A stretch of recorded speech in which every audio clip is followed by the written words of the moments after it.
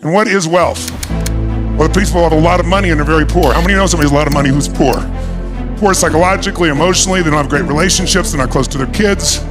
Really poor is the opposite of wealth. Wealth, if you want to give it a definition, is when you can extract the maximum joy out of any experience. That's wealthy. If you have a ton of money and you don't experience joy out of it, if you can't extract the joy, you're not wealthy, you got money. And most of us know money does not change your life. People say, if you're not happy with money, you don't know where to shop. I don't think that's totally true, that's useful. But the truth of the matter is, I want to make sure that you start being wealthy here, whether the numbers hit that or not. And I'm one of you. I'm one of you, meaning some of you starting the journey may see where I am now and go, oh my God, I remember I was fortunate enough to get myself in proximity of some huge players. And I got there because of my skill set. I was able to help them with something else in their life. I changed their relationship or changed their happiness or their joy or changed their body or helped them shift something in their business. And so early in my life, I got in proximity with some multi-billionaires. But not only just multi-billionaires, because a lot of multi-billionaires, as I found when I did Money Master the Game, don't have much of a lifestyle. Some of them are tight as can possibly be. They're not wealthy, they have lots of money. I know one in particular who actually became a friend of mine. In the beginning, I'd be like, he'd be screaming at his wife and his kid because they spent $2,500 a piece of jewelry, and the guy is a multi-billionaire.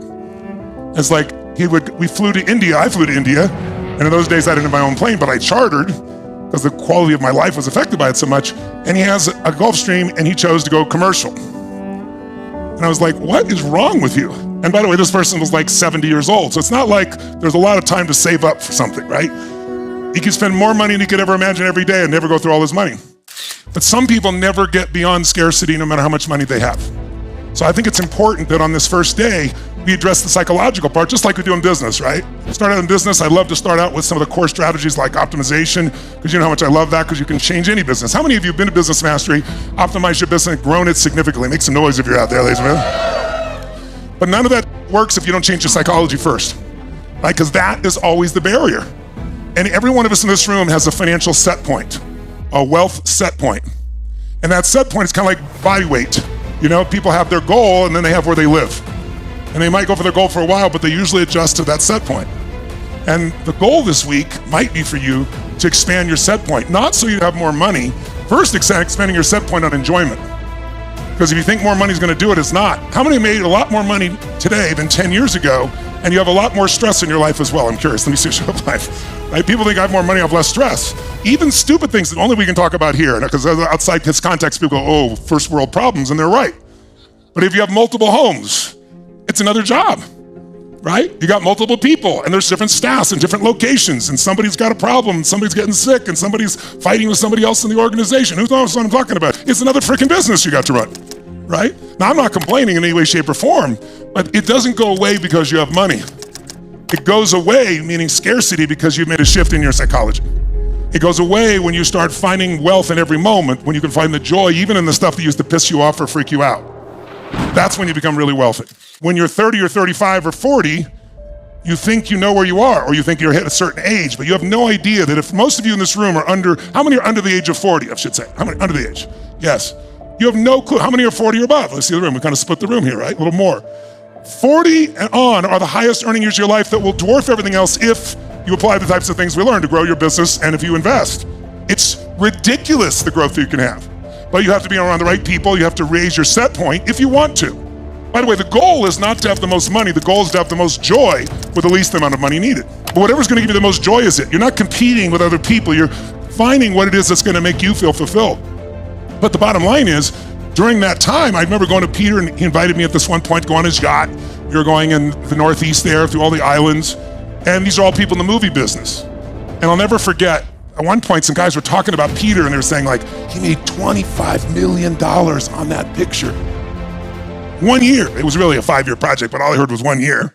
$25 million. And at that point, it was like the most people made in a film as an executive director, producer, I should say. And I remember thinking, I work 20-hour days, never less than 18. I work 6-7 days a week. I love what I do. I'll never make $25 million in a year. Now I make $20 million while I sleep every year. Not counting anything I do actively, to give you an idea.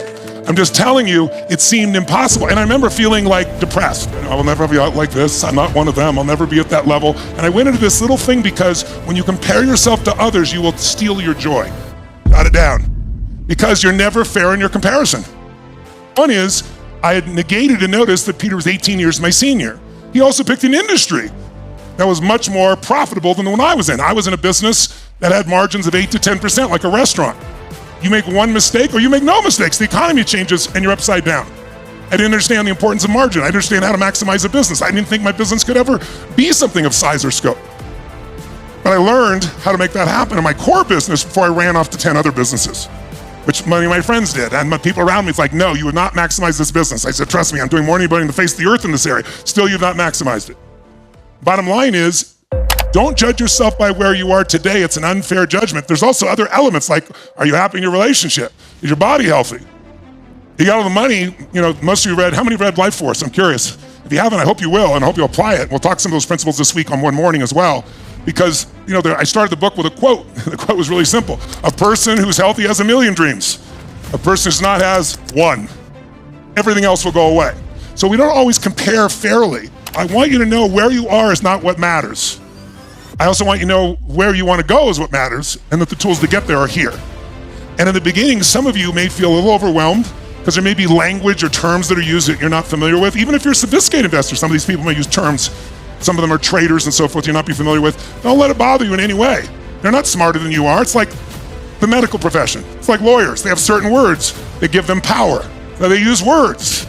Now, everybody uses words, so these people have words. When I first learned to fly a helicopter, I remember it's like you're trying to listen, the sound's so loud, and the voice of the guy in the tower is breaking up. I have no idea what he said. Even if I understood it, I would know what he said. But after a while, you'll learn, especially after about 5 days of immersion here.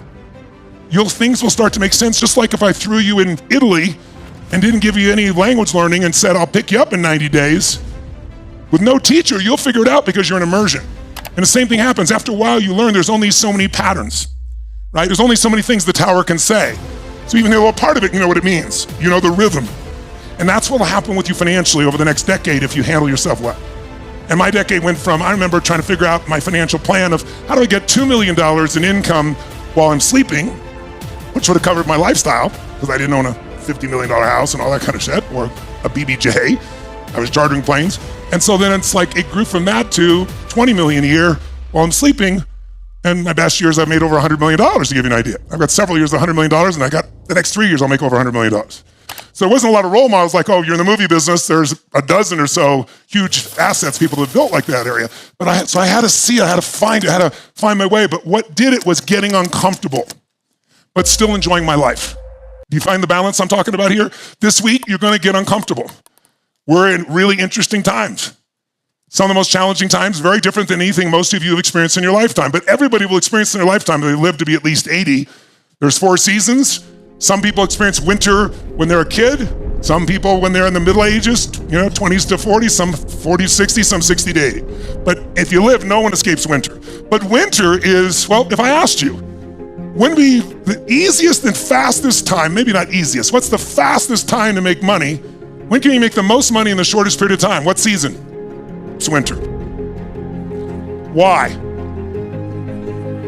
Because everybody's scared, and when they're scared, they change what they value things for. And the way you make money is not by buying things for what they're worth. You're gonna buy something for less than it's really worth because of the psychological change, or something maybe that's worth that now today, but with inflation, it's going to grow. That's the way you make money. Or building a business and growing it and selling it for a multiple. Those are the only ways you get wealthy financially. So if you think about it, this is the best season in the world if you can keep this and this straight. If you can find your courage and your faith and your determination, and if you can put together a great plan, which if you play with me full out,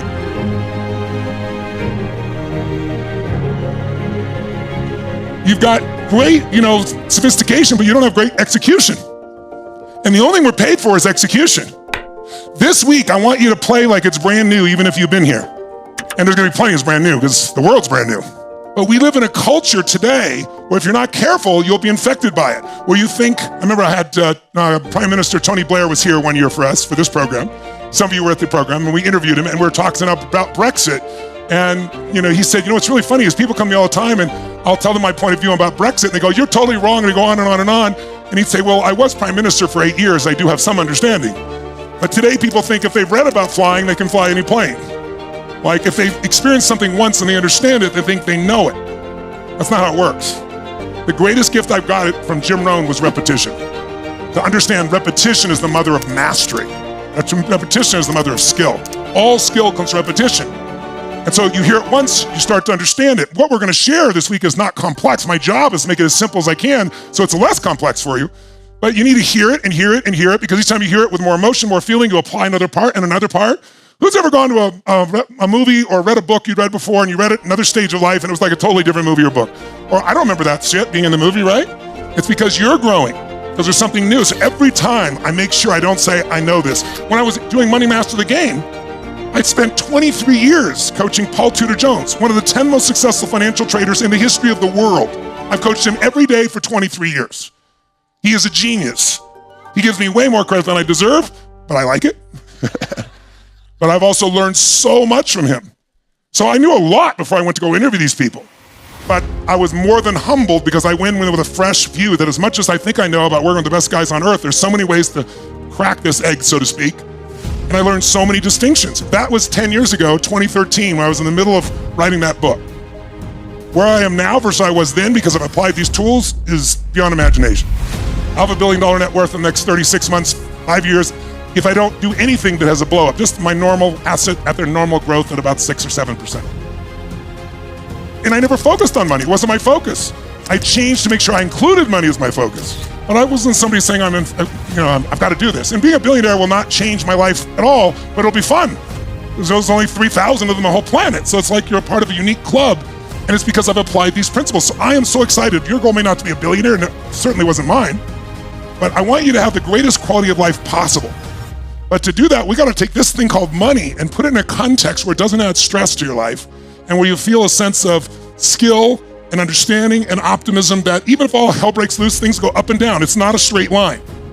If you think it's a straight line to what you want to achieve, you've not been in business. If you go to nature, show me a straight line in nature. You won't find it. If you find it, a human built it. That's not how things grow. How do they grow? They grow up and they come down a little bit like a stock, right? But if it's successful, the overall arc is up. And over the years, there's a stacking of those effects.